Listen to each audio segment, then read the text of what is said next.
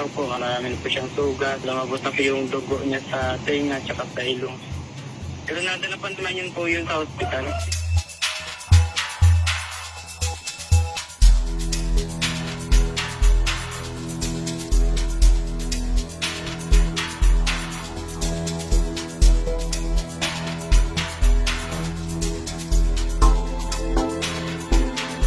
Sinabihan po niya yung driver namin na dahan-dahan lang nga pag sakaling aandar na yung L3 mo o bigla ng preno para hindi rin na siya matumba.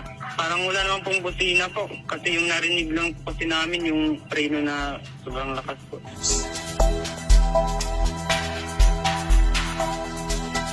Sabi niya is accordingly,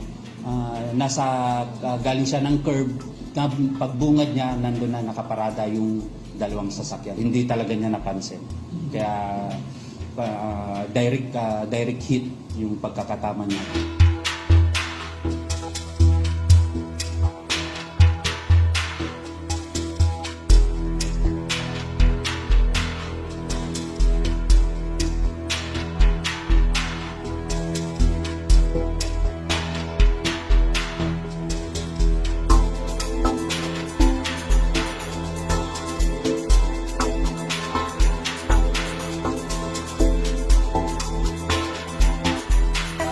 Sa mga busy street, hanggat maaari po, wag po talaga munang basta-basta bababa. Tignan natin yung mga incoming traffic bago po bumaba kung sakaling hindi maiwasan na masiraan po.